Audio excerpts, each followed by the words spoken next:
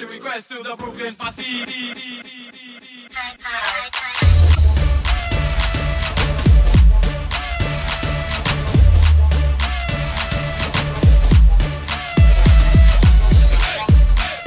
Hello and welcome to the Fitz and Healthy podcast. I am your host, Dr. Lauren Fitz, and I am joined by my beautiful co-host, Cinthanie McAllister from Cinthanie.com. What's up, girl? I'm still not used to the whole Cinthanie McAllister. I know. I'm not either. But it has a good ring to it. And it's way easier than your maiden name. I'm just going to put that out there. Easier, seriously. I told my husband, because I can say that now, I was like, you have no idea how excited I am to have a last name people can pronounce. Yes. Now it's just your first name that people jack up. So people are just going to probably like, you know how like in high school they call the guys by their last name? Like, what's up, McAllister? Like that's probably going to be now what I am. Yeah. No, actually it's funny because I've got a few friends named Cindy or Cinthanie or I have to think about Cynthia. it. But yeah, Cynthia, because I automatically Cinthanie. That's what comes out of my mouth. So I have to think about it. I know, right? So many people tell me that, like people that are like used to me being around now, they always say that. So I love the fact that I have corrupted other people. Yes, totally. So today's episode is strategically planned to be dropped right before Halloween. And why is that, Lauren, you ask? Well, I'm glad you asked because tomorrow is Halloween and that is the day that the most people consume sugar and the largest amount of sugar. And if you have followed this podcast for any amount of time or followed me online, I do a ton of Facebook Lives. On my Dr. Lauren Fitz page, I do lives. I mean, I'm always talking about nutritional ingredients that affect our health in a bad way. And sugar is an element that people underestimate how terrible it is for our overall being. Yeah. So I think that obviously in preparation for what podcast that we're going to do, we plan this sugar episode to be right before Halloween. But before we get into it, we want to do the iTunes review of the week. Yeah. And Cinthanie, you have that up and ready to roll. I do. So this is a 5-star review and it says my new favorite. And this is from KaiGal26. She said, I started listening last month and I've been binge listening to all episodes and I'm amazed at how much I have learned. Y'all are so fabulous and you always make me laugh out loud every single episode. Cinthanie, I love your laugh. It's so cute. Oh, thank you. Lauren, the way you teach us is so engaging and you're never boring. You are both a joy to listen to. Thank you for spending so much time and effort on helping us live a better, Fitz and healthy life. Oh my gosh. The people that are listening can't see, but I got chills. I mean, I get chills very easily, but that one gave me chills. So thank you. I love it. She's much. only been listening for a month. That was, a review from October 16th. So that's pretty recent. Nice. That is pretty recent. Excellent. And one of my favorite things to hear is when people tell me that they binge listen. Yes. Because, you know, I want to be binge worthy. Yeah, for sure. Because I mean, you know, for the listener that's listening, possibly this is your first episode you've listened to. Before we even had the idea of doing this podcast, I'm an avid podcast listener and I've definitely have I've got my podcast that I listen to religiously. And then I always am trying new podcasts and you know, to learn good and bad. And there are definitely, you know, just like anything, there's good and bad. And there's a lot of bad podcasts out there that they might have great information, but their ability to keep my attention. And I'm pretty good at focusing. So if you can't keep my attention, that maybe you shouldn't be podcasting. So just saying, but you know, it's a huge compliment when people are, you know, leave reviews. We appreciate that one because it helps us be more searchable. So I don't think people understand the importance of those reviews that they read. Yeah. And like you told me today, iTunes updated their podcast app and it's easier to leave reviews. So yes, all you have to do is just scroll down through the episodes until you hit the review area. So it's way easier now. Thank you, iTunes. It's about freaking time. But no, but it seems like anyone and everyone is starting to create their own podcast now. Yeah. You know, I have noticed that. My mother-in-law mentioned that to me. She's like, I feel like everybody has a podcast now. Right. Yeah. There's actually a dude that I follow that's really well known background in the dance world. He's up in LA, and I just saw on his Instagram that he's launching a podcast too. I'm like, all right, that's cool. Yeah. It's a great way to learn. And if you aren't a student throughout life, you're missing out. Yeah. Sure. And so this is a topic that I believe a majority of people are definitely undereducated and don't understand the huge impact that sugar has in their lives. Mm-hmm. And so, before the episode, you and I were kind of talking about some topics that we wanted to hit, not topics, but points about sugar. And let's just start with the fact that it's in almost everything. Literally everything. I don't remember which documentary it was, but there's one documentary where I remember them showing basically, like, if you're looking at a grocery store and you see all of the aisles, right? Not the outer parts of the grocery store, but the aisles. And they said, if you took it, you see the grocery store full. And then if you took out all of the foods on the aisles that had sugar, and then they show basically barren aisles, like pretty much it's like 88% of the foods on those aisles have some form of sugar. Yeah. Even like the savory stuff, like whether it's like tomato soup or it's a pasta sauce or even in pastas or grains, or like it's in everything. And it's not necessarily because it needs to be sweet, but it's just a key ingredient that the food industry has found a really good way to leverage it. Absolutely. And so one reason why so much of our processed food has sugar is because of this whole paradigm shift in food that happened decades ago, where we all of a sudden want to take fat out of our food because the falsified information that fat leads to heart disease.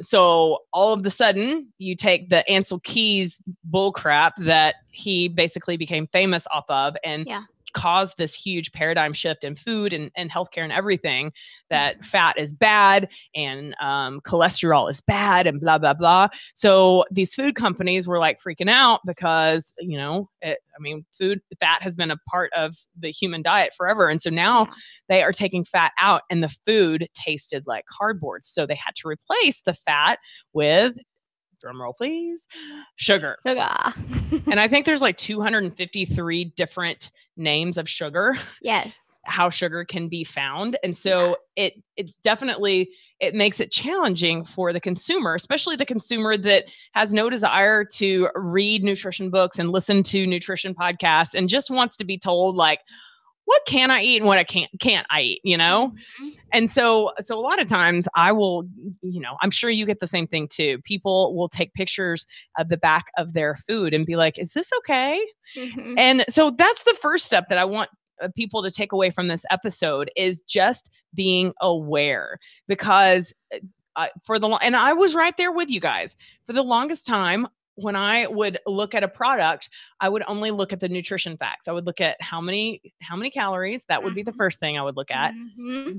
That tied with how many grams of fat, because I used to care about that stuff. Mm-hmm. Man, I think about it. There was one point in my life, I tried to eat less than 20 grams of fat in a day. How crazy is that? Oh my gosh. I know, right? But it just goes to show that, like, you are a student of life, no matter whether you are a doctor or not. And the thing is you have access. Lauren talks about this all the time. You always mention how you were given very minimal nutritional training in medical school. And the fact that I think a lot of people credit the fact that you know so much about nutrition is because you're a doctor, but I don't think people realize all the resources that you have used to learn about nutrition are also readily available to the average person. Yes. Everyone. Yes. You don't have to be a doctor to know. You don't have to look to a doctor to know. The resources are available to you.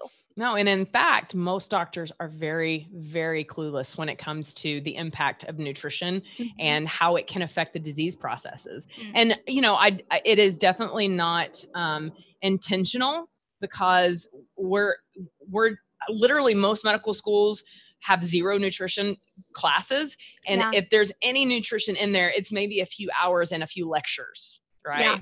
But I mean, I knew basic, macronutrients like fat and protein and carbohydrates, but that's about it. Not once was it ever mentioned that, hey, you might be able to heal your patients without prescription. You might be first start, because that is a technique that it's taught with conservative treatment. So conservative treatment is diet and exercise. That's it. Diet and exercise. So in my mind, for the longest time, it was, okay, well, you put them on a low fat diet and have them exercise more. But guess what? That doesn't work. And it doesn't work for a reason. But we kept doing it, and it wasn't backed by any science. And the science that it was backed by was all falsified. So now we have this epidemic that just keeps getting worse because people are unaware of the impact that sugar is having on their bodies and the impact that the lack of healthy, good fats is having on their bodies. But this episode's not about fat, because we've done a few episodes, and we will do more about fat, because both Cinthanie and I are a huge proponent of a higher fat lifestyle. We are fat advocates. Yes, for sure. But there was actually, I can't remember the scientist's name, but before Ansel Keys started researching fat, there was someone who was starting to bring the effects of sugar to light. And they kind of brought in Ansel Keys and quieted that guy really quick and made him look like a quack, so that if anybody else tried to study the effects of sugar, they would just be like, well, I don't know why you're doing that, because you're a quack like the other guy. And so Ansel Keys was almost a distraction to the sugar industry and what was happening with sugar. Oh, absolutely. So it's just this big web of like, the more I learn about that kind of stuff, the more like I get angry about it. Oh yeah. Like it makes my blood boil. Well, wait till you hear the episode where I interview she was a classmate of mine in medical school. She colleague, ear, nose, and throat surgeon, and she is a breast cancer survivor. And she is like-minded, like myself, when it comes to how to treat the body, and how important what we put in our body and on our body can affect everything from cancer to just everything. So wait till you hear that episode. It's going to be amazing. So think back to when you first started learning about basics in nutrition. What were your beliefs about sugar, and how have they changed? Well, I knew that like you're taught to not eat too much sugar because it'll give you cavities, or like it'll give you a tummy ache. You know, like those are things that like you learn as a kid. And so you're not supposed to eat too much. But to me, like my understanding, that was limited to don't eat desserts, like don't eat sweets. Or candy. Yes, like candies and desserts, like that's the sugar, and like you need to eat that sparingly because it's not good for you. But I was so unaware of the fact that like the tomato sauce that I would use had sugar in it, or like at the time I was still eating bread, and like to me like bread wasn't bad. And so like things like that, like everything that I thought I knew, I was lucky because I came in contact with somebody who was very nutritionally knowledgeable, I guess is the best way to put it. And she kind of flipped everything on its head for me. My mother-in-law, it's my mother-in-law. We actually interviewed her in the Made Diet episode with Melissa McAllister. So when she started to kind of introduce me to nutrition, she flipped everything on its head for me immediately. And so I was like, what? But I was open to it and I was up for it. And so just realizing that sugar isn't just limited to candy or dessert, but that it's literally in everything. And it's so much more than just it'll give you a tummy ache or it's going to give you cavities. You know, it's so much more than that. It's going to give you diabetes. That's what it's going to give you. Exactly. I mean, let's just be open and honest. But I'm thinking about like what I was taught like with the food pyramid or like in school and stuff like that as a kid. Like those are the things you're taught. Don't eat a lot of sugar because it'll give you cavities and it'll give you a tummy ache. Like that's what it was. Absolutely. So great point. One thing that I want to make sure that people know is that eating sugar and too many grams per day will 100% lead to diabetes. And I don't care what your family history is, how old you are, if you're overweight or not. The best way to put yourself on a path to becoming diabetic is by just ignoring how sugar is in everything and just eating mindlessly. It's funny because this week I had to replace the tires on my car, And this dude, which I love it because I'm going to do a live broadcast on my Facebook page about this, because you just about never prejudging people, because this dude, and he such a cool dude, but like looking at him, this big buff Mexican dude that's all tatted up, like looks like he might have been in jail for a long time because of all the tattoos, very quick to prejudge him, right? Yeah. Or most people would. Yeah. I start talking to him. This guy is like a great dad. He's a great husband. Like he's a great worker, but he struggles with his weight, and he eats that traditional Mexican diet of tortillas and rice and beans. And he and his wife have a newborn at home, a 9-month-old. And he and his wife are in their young 40s. And so, the whole concept of wanting to be around to, walk your daughter down the aisle, this is something that people like, especially if you are of Latin descent, you have a higher propensity, your genes are higher propensity to become diabetic. But like just a simple conversation of talking with him opened his mind. Like he couldn't believe all of the things that had sugar. And, I let him know, hey, you and your wife might want to get a glucometer. And for those of you that have never heard us talk about this, a glucometer is basically the thing that diabetics use to prick their finger, put blood onto a glucometer strip, and then you put it in this little machine and it tells you what your blood glucose is. You don't have to be diabetic to get it. And it's something that I recommend people getting from Amazon. The one that I use is Precision AccuCheck, I believe. No, I'm not diabetic, but I like to be aware of what my fasting glucose is, because pre-diabetes is you have zero signs or symptoms. Yeah. Just like hypertension, zero signs or symptoms. So literally, if you ignore the fact that you could be pre-diabetic, meaning that you've got some insulin insensitivity going on, all of a sudden, if you go throughout the years without being aware of that, you're going to wake up and you're going to become diabetic. And it's really, you can reverse it, but it's so much better to reverse that process when you're pre-diabetic versus full-on diabetic, because oftentimes the symptoms that bring you to the doctor for diabetes are symptoms that sometimes are not reversible. Damage on, like losing feeling in your fingers and eyesight and micro strokes in your brain. Big time stuff that all leads to you having too much glucose in your bloodstream. Yeah. Okay. So let's talk about, you were talking about the bliss point. You want to explain to them what the bliss point is? So there is a Harvard studied researcher, and his name is Howard Moskowitz, and he was hired by big food companies. And what he did was he came up with the bliss method. So he kind of explained it like Goldilocks and the Three Bears. So they were trying to figure out how much sugar that they could put into foods, not to really improve the flavor of it, but to make it so that it is addictive, that it's habit forming. They wanted to put just enough in where it's not that it's increasing the flavor, but it's increasing the addictiveness of it. So he explained it like the Goldilocks and the Three Bears, where there's, this is too hot, this is too cold, this one's just right. They didn't want too much sugar, they didn't want too little sugar, they wanted just enough in there to be able to get people to become habit forming with these products to improve how much they sold. Does that not piss you off? Like the fact that there is a science behind it, like there's a method that it's called the bliss method. And like there's a science to, they know what they're doing. They know exactly what they're doing. Oh yeah. No, there's a book by Michael Moss called Salt, Sugar, Fat. It basically, the whole book, it's a pretty like, you almost have to be a geek like me to listen to this book, but it talks about, I mean, it will just make you hate all food companies, honestly.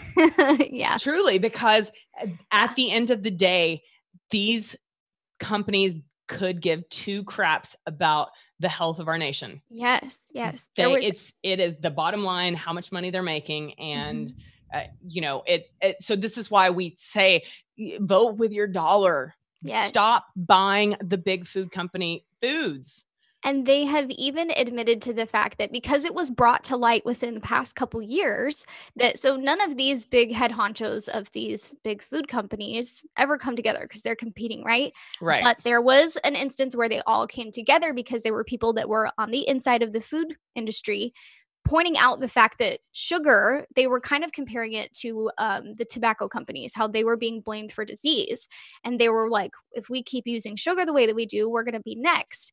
And instead of the food companies being like, wow, we should really do something about it, they justified their actions by saying, well, we have options that are the healthier options and then the other option, and people will buy what they want. So, and even their healthier options still have hidden sugars. Like their healthier options that they're talking about are like the microwave meals, you know, like the healthy choice or the smart ones, you know, like those are the quote unquote healthy choices that they're talking about. And so they justify their action by saying, well, we're letting people choose. We have an option. So like Lauren said, your dollar counts. Where you spend your money counts. Absolutely. Absolutely. So let's talk about sugar and what it does to your body. Okay. So first things first, why do we care about sugar? Well, we care about sugar because ultimately, and you know, a lot of people either follow us online or listen to the Fitz and Healthy podcast because they have weight that they want to lose. Right. And for the longest time, and there's still, I would say, a vast majority of people that still believe in, well, you just need to eat less and work out more and have a caloric deficit at the end of the week so that, you know, every day you eat 500 calories less so that it's 3,500 calories. And then that is a pound a week and blah, blah, blah. And that just is wrong, people. It's just wrong. You've heard us say this before, but if this is the first time that you've listened to the podcast, maybe not. But it's biology, not chemistry. And our biologies are hormones and the way in which our hormones react to our environment. So that means the food we eat, the drinks that we drink, the toxins that we're exposed to, whether it be in the environment or what we put on our body, like all of these things are signals to our body's hormones. And one of the biggest hormones that has basically the largest role, one of the largest roles in our health and fitness is insulin. And insulin is why if you raise your shirt up and you're a little doughy in your midsection, you probably have some sort of insulin resistance going on. That's the reality. And as we get older, that insulin resistance gets more and more and more. And this is why so many people, once they get into their 30s and beyond, what used to work to lose weight doesn't anymore. Well, it's because it's been this hormonal battle that slowly happens. It happens overnight. It doesn't happen overnight. It happens slowly. But insulin resistance happens because we are constantly giving our body the signal for our pancreas. So our pancreas is the organ that's basically right. So when you feel both of your ribs at the very top underneath your breast, right, if you put your palms on your rib bones and then where your fingers meet, your pancreas literally lives right underneath there. Okay. And so it's this organ that anyone in the OR knows, like you don't F with the pancreas because the pancreas is one that if you F with it, will F with your whole body. Okay. This is the PG version. So I'm just going to say F. But you won't miss. Exactly. But our pancreas is an organ that produces some really important hormones, and insulin and glucagon are the two, basically they're like yin and yang. Okay. And so insulin is the hormone that is released from our pancreas when we eat. Okay. And different macronutrients provoke a different insulin response from our pancreas. And we were not designed to be eating multiple times all day, every day. Humans have been around for millions of years, and we have not always had easy access to food. And I definitely, you know, if you've listened to any of our episodes, we both, Cinthanie and I are both of the mindset, the primal mindset, if you will, like God, whether you believe in God or not, however we were designed perfectly. And we've survived millions of years without Walmart or HEB or Sprouts or Whole Foods right down the road. Our evolution. Exactly. Caveman days, they ate when they had something, when they had hunted something. And that wasn't all the time. No. Their bodies adapted to that. And now we're just adapting to the fact that we have food all the time. All the time. And so you have these, you know, gym people, and it's more than just gym people now. I mean, there's so much misinformation because of social media. It's ridiculous. And, you know, well, eat 6 times a day and small meals and blah, blah, blah. And I'm telling you guys that you're setting your pancreas up for long-term problems. Yeah. Because our pancreas wasn't meant to be spitting out insulin every 3 and 4 hours. And so let's start with when that process happens. So if I'm out in London and I know that I'm about to try some English chocolate, in which I've heard about, right? Even the mention of it will trigger my body to start releasing insulin. Yeah. Salivary glands start salivating, right? Mm-hmm. Right. And so that starts the process. Yeah. So you eat some food, and depending on what nutrients are in that food will decipher what kind of insulin responses it happens, right? So let's say that you just eat an avocado, because I love me some avocados, right? Mm-hmm. Avocado is essentially almost all fat, okay? Yeah. So fat is actually one of the best things to have a very low, if minimal to zero insulin spike, okay? Mm-hmm. And this is actually, a lot of people know that I love to make the butter coffee, some people call it bulletproof coffee, but basically you blend MCT oil, which is medium chain triglycerides. So the good oils from coconut. I use brain octane, which is actually from Bulletproof, grass-fed butter, plus or minus. And you blend it with your coffee, and it gives you this great dose of healthy fats. And it doesn't spike your insulin, so that you're not starting that cycle of feed hunger that the typical American breakfast does. I mean, the typical American breakfast that you think is healthy is cereal with some orange juice and maybe a bagel, right? Oh my gosh. Like, I think of how many mornings I thought I was being healthy, right? Yes. Yeah. I'm doing better because I'm not eating French toast like those other fools, right? And no, really, I might as well have just eaten the French toast, because my body was having the same reaction from all of the processed sugars from the standard American breakfast. So insulin is what we care about. Why sugar is even a concern, because sugar is the thing that spikes our insulin the most, right? Insulin gets into the body when you have eaten basically the macronutrient of a carbohydrate, which is sugar, right? Yeah. It is released from your pancreas. It goes in the bloodstream, because the blood, once your blood glucose gets above a certain range, it's toxic. Yeah. We're not meant to have blood glucose very high, because it does end organ damage. And that's why you see diabetics that slowly lose their feeling, slowly lose their eyesight, slowly lose their mentation, because they're having micro strokes. Yeah. Because the body, it's basically too much sugar in the bloodstream is poison to the body, the end organs. Yeah. And so our body's way of getting that glucose into the cells is insulin.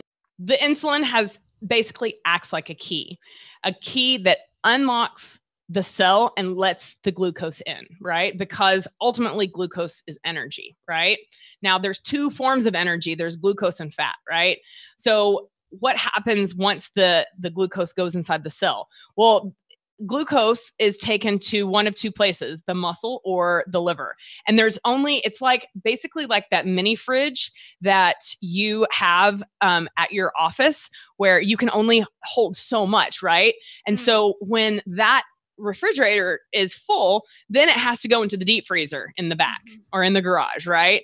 And so our liver and muscle cells are basically that mini fridge of, we can only take so much glucose, right?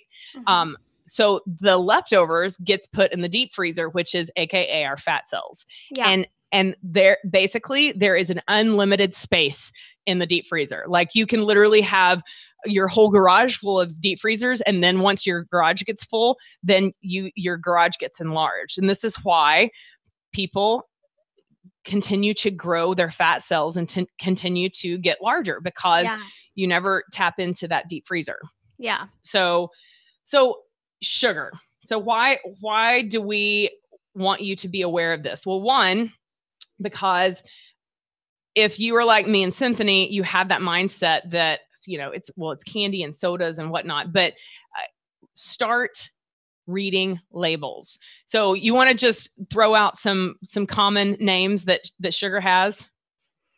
Well, it's everything. Any sweetener, like it'll be labeled as like agave or like exotic stuff like that. Like it has hundreds of different names. It's not just high fructose corn syrup. Right. There's agave, there's fructose, high fructose corn syrup, yes. saccharin's like there. And, we need to find a link of all of those 253 different ways that sugar is hidden in the label. But this is where I want you to start not just looking at the nutrition facts, but looking at the ingredients and having that be the first thing that you look at. And best rule of thumb, because a common question I get is, well, how do I know? Well, it's called Google, guys. Yeah. That's a great place to start. If you don't know what an ingredient is, go to Google and just type it in. And you might be surprised at, oh man, that's a fake chemical that's I'm putting in my body. Yeah. Okay. And it's you don't have to be a medical doctor. You don't have to have a master's in nutrition to use Google. Yeah. Okay. Yeah. So why do I want you to start caring about this? Because this single awareness can change everything, your future, not just in diabetes, but in other long-term chronic diseases like cancer. You guys, if I was given the diagnosis of cancer today, I would 100% cut out all sugar because sugar feeds cancer cells. Yeah. And we'll be talking in the episode with Dr. Booth. We're going to actually be talking about that exact thing. Autoimmune disorders, leaky gut. There's metabolic diseases, guys. So metabolic diseases that affect your weight, your waistline, your fertility, your skin, your everything. Yeah. Like sugar is just, it's not good, guys. It just runs rampant. It does. It does. There are actually more than one study where we look at the effects of sugar compared with the effects of morphine. And then also they compare sugar with cocaine. And obviously cocaine's a street drug. It's illegal. Morphine is, it's not illegal. It's a drug that we use often in the OR and in our chronic pain patients, but it's illegal for you to go and buy it from someone. But both, so morphine is an opioid. So those of you that are familiar with opioids, it starts with actually the poppy seed is where heroin comes from. So heroin is an opioid. Morphine, oxycodone, I'm trying to think of all of the street names of the different forms of narcotics that are opioid based. And why are they opioid based? Because they work on the brain, the opioid receptors in the brain, the pleasure centers that basically once they connect with that receptor, they give euphoria. They give the all uppers and the downers. Yes. Yes. And obviously cocaine is not an opioid, but it's an illegal drug that is highly addictive as well. And there have been many studies where we look at rats that are given sugar and then they're given either morphine or cocaine or whatever illicit drug that we're studying. And every single time when these rats that have been desensitized to both drugs, when they're given the option to choose between one or the other, they go for sugar. Yeah. I mean, if that doesn't blow your mind, like, because the fact is, if the FDA, who, basically regulates what is illegal, what is not, if they were given the side effect profile without knowing that it was sugar, yes, but this is, substance A, and this is all of the science and the side effect profile, they would never make it legal. Yeah. But because it's inundated in everything, in all of our food, it will never be made illegal. And in fact, sugar makes a lot of food and drink and beverage companies a lot of money. Yes. because it is so addictive. Yes. And so that's the whole, why it's in everything, is to keep you purchasing products, not because it's necessary for the flavor. Absolutely. And just like you were talking about the bliss point, these companies, they literally fine tune it down to the micro unit. Yes. To make sure that not only is it pleasurable, but it's addictive. So that, but that it's not overwhelming, so you don't realize what it's doing. Because you know, when you eat too much sugar and you're like, wow, I feel really sick because I ate so much. You can identify if you're having too much, and they have found that sweet spot, that Goldilocks point where it's just right. Absolutely. So that you can identify it. You know, one thing in my my quest for learning more and more about nutrition, I just assumed that it was natural to crave sugar. I just thought that, you know, I'm just one of those people that, you know, I've always had a sweet tooth, and that's always kind of been my Achilles heel. But the fact is that that's what these food companies want. They want you to believe that this is just the way you're made. And the reality is, it's the food you're eating that is making you crave those sugars. And when you start to change all of the food that you are eating and getting out the sodas and the energy drinks and the sugary drinks and the juices, guys, I know that there's going to be some people that are pro juicers that, you know, are going to disagree. And we can't please everybody. No, you're right. You're right. But I mean, you're taking all of the fiber and all the good stuff. Just eat the fruit. If you're going to eat fruit, eat the whole thing, not just the juice, guys. Yeah. So that's a great segue to talk about fructose. You want to talk about fructose and what you know about it? To my understanding, there's glucose and there's fructose. And fructose is essentially what gets stored into the liver, right? Like when you have too much of it, it just gets put into the liver. Like you were talking about the deep freeze, right? Right. Okay. Close. Okay. So yes, it does get stored, but it is sweeter than glucose. And this is, I believe 17 times sweeter than glucose. And this is the sugar that's naturally found in fruit. And so this is why when someone says just eat more fruit and vegetables, I'm like, but no, it's not really. it's not that easy, because what people will do is when their doctor says, well, you need to eat, 7 to 10 servings of fruit and vegetables every day, they'll go and a majority of it will be fruit, and they'll think that they're healthy. And literally you're just giving your body more and more signals to release insulin because you are eating this it's essentially natural sugar. And yes, it's natural. It's nature's Skittles. It's nature's candy. Yes. Yes. And in nature, it's seasonal. And for millions of years, fruit has not been easily accessible. So when our caveman ancestors were hunting and foraging and gathering, it was a treat to come across fruit, and it was only certain times of year. And in some parts of the world, fruit doesn't grow, right? Yeah. But now we live in a place where we can get fruit every day if we want, all day, every day, right? And our bodies were not meant, just even though it's natural, get out of the mindset. Would I rather you eat the apple over Skittles? Well, absolutely. But in fact, I'd rather you just go eat some broccoli or some avocado or some leafy greens or some of the many vegetables that's going to give your body those signals of micro and macronutrients that it needs to work at its very best.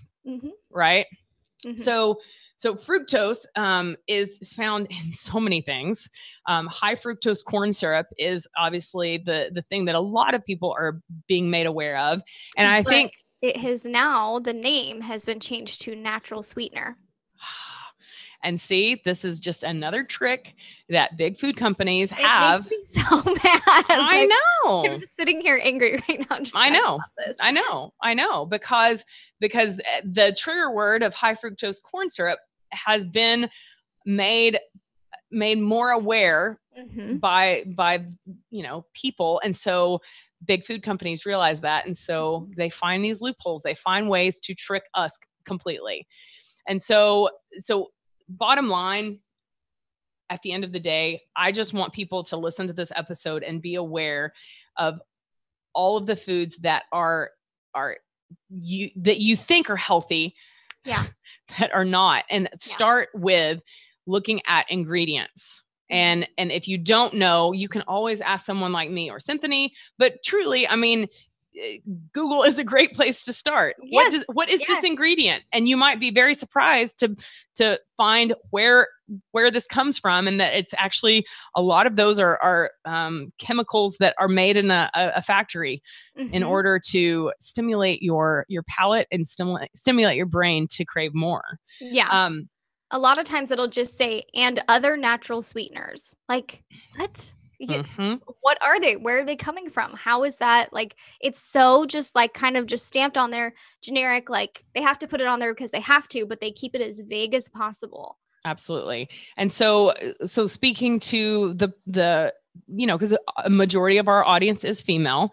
And if you're a female, you probably are in the majority who has struggled with your weight and done some sort of diet, if not multiple diets. And I know that many people that are listening are like, oh yeah, I've done them all. And the fact is that most diets don't work long-term because they don't address the root problem of this hormone imbalance. And the hormone imbalance comes from the food we eat. And so you can go to your local, Weight Watchers, and you cut down the calories that you eat, and you'll initially lose weight, but you're still feeding your body full of fake foods. I've seen the ingredients on, and Weight Watchers is just one of the many, but I've seen the ingredients on those. And food is fuel, guys, and you're not fueling your body with what we were designed to be fueled by if you're eating fake food, Frankenfoods. You'll get to a point where that doesn't work anymore because your hormones have been jacked up by these foods that you're eating. And all of these foods have hidden sugars in them. And these hidden sugars are essentially speaking to your pancreas, making you become insulin insensitive. And it's like, the person that cried wolf, not what's the boy who cried wolf? The boy, I'm like, the girl who cried wolf, that doesn't sound right. The boy that cried wolf. You have it so many times, and people get desensitized to that cry, and no reaction happens because your body's been constantly spitting out insulin. So now you build up a tolerance, and your body's like, well, okay, so you need more and more insulin, and all of a sudden your doctor's telling, well, you're diabetic. How can I be diabetic? Well, very easily, because you've been eating the standard American diet for decades. Yeah. And no matter how old you are, what stage of life you're at, it is not too late to reverse diabetes, guys. Thank you. Yes.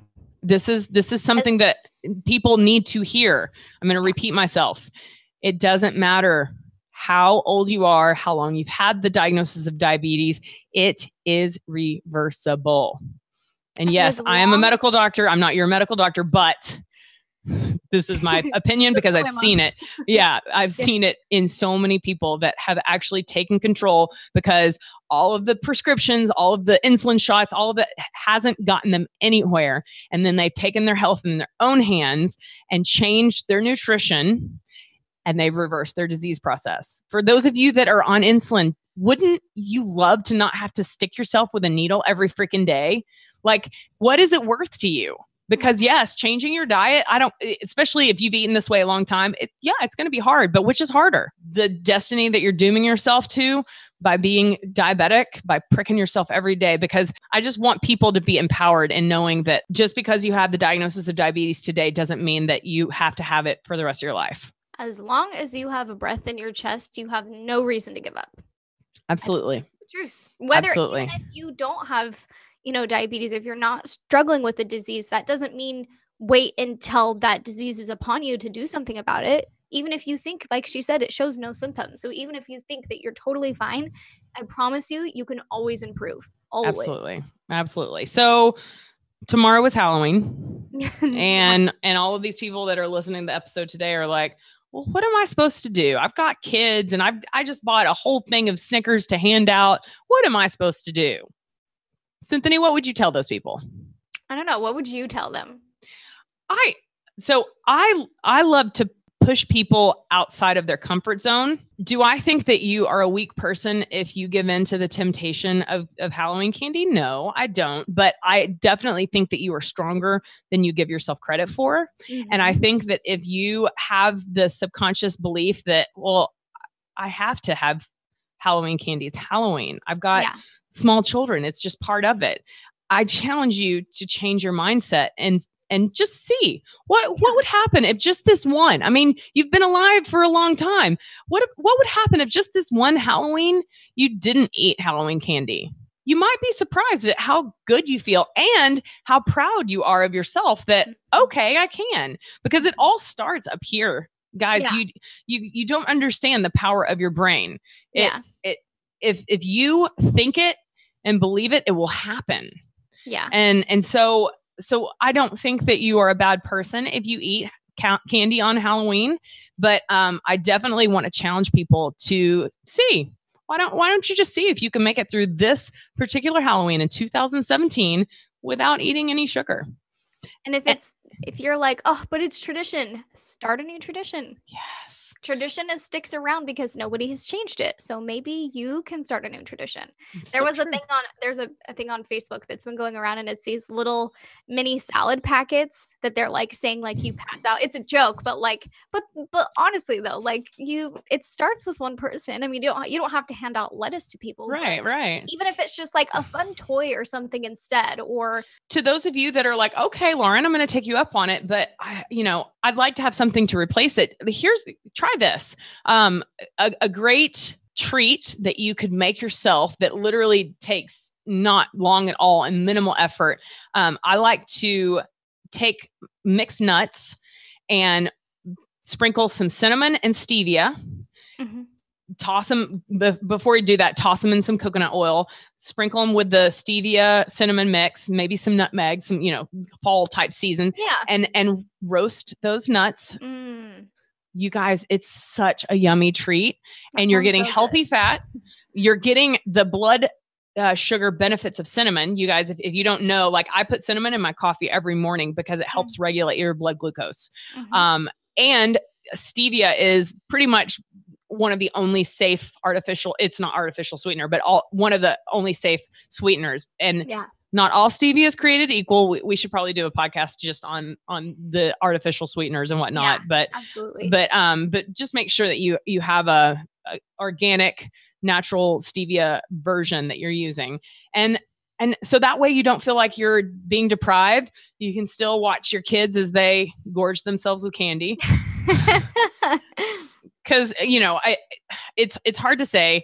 One day, you and Tanner plan to have kids, so one day you'll have little kids, and there's definitely the I don't want to deprive them of candy, but then again, it's all about moderation. Yeah. So, but while your kids are eating their 5 pieces that you let them eat today or whatever, instead of gorging on the whole basket, you're having these nuts. Sorry, I had to. Anytime I talk about nuts, I've got to say these nuts. There are some parents I know though that do they have kind of a reward system where it's almost like the Easter Bunny type thing, but they have the kids and however many candy bars they turn into their parents is a certain amount of points, and those points rack up to they can go and get a toy at the store that they really wanted or something like that. So, that's a great idea. Still getting rewarded, they're still feeling that reward system. They still get to go trick or treating, but they get a toy instead of sugar. Instead of crazy with sugar. Right, because let's be real. The Halloween is the great part about it. Isn't just the candy, it's the experiment, it's the experience of seeing, these cute little beings dressed up in, so cute. I know. It was so cute in Japan.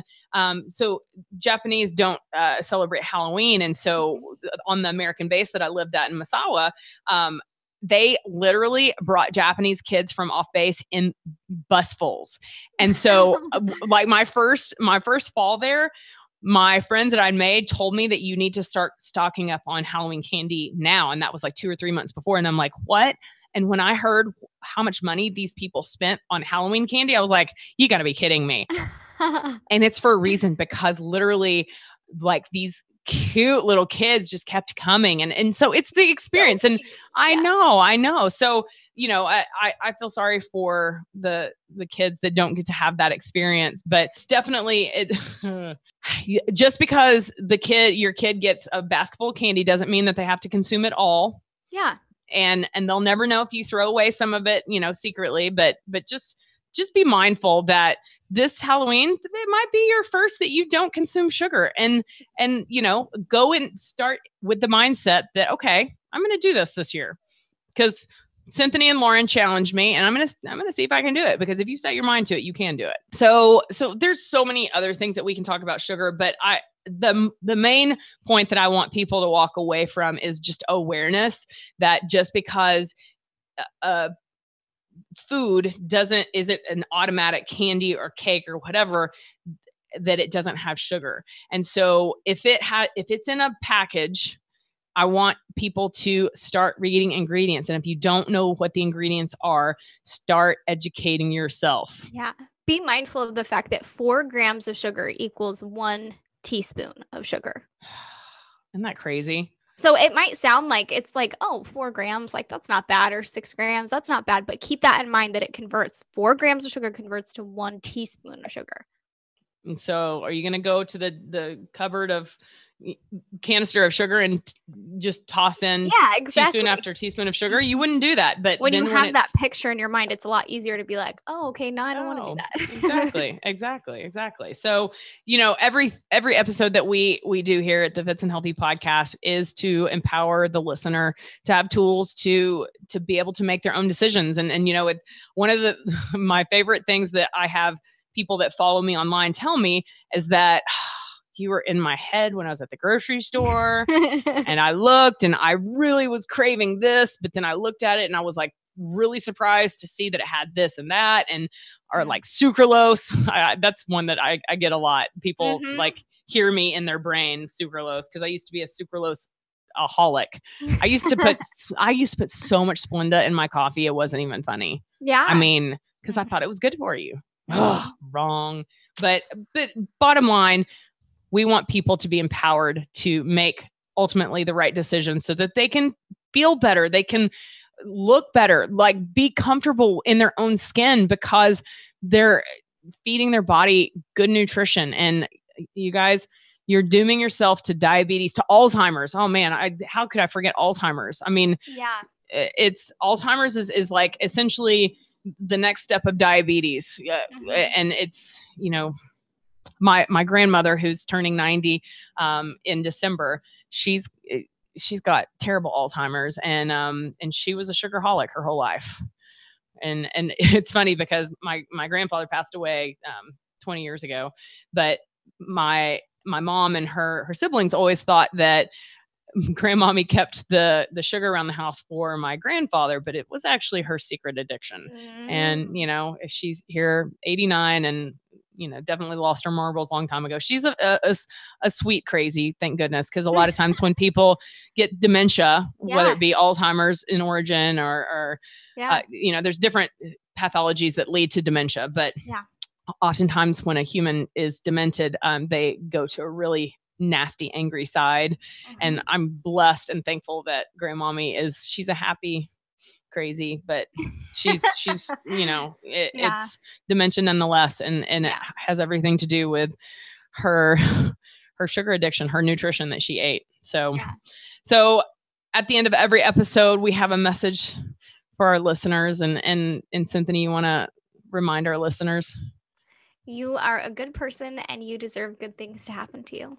Amen. So thank you guys for listening to this episode of the Fitz and Healthy podcast. Make sure that you go subscribe and download the episodes, and please leave us a review. We appreciate every single one of you for spending your time with us. Until next episode, have a Fitz and Healthy day.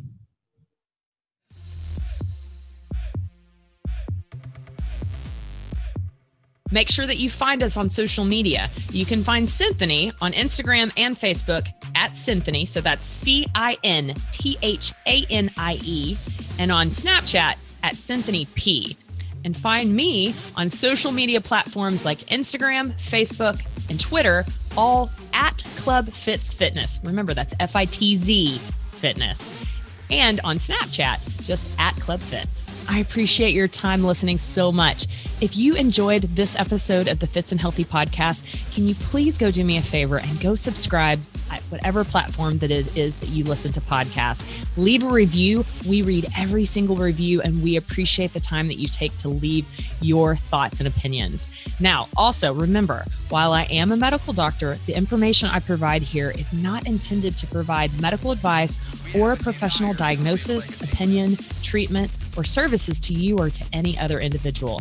I am providing general information for educational and informational purposes only, and it is not a substitute for medical or professional care.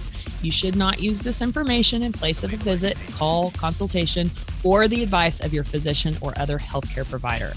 The information I share is not intended to treat, cure, or diagnose any disease or medical condition. If you believe you have a medical emergency, just call 911 immediately or your physician. Now, enough of that medical legal jargon.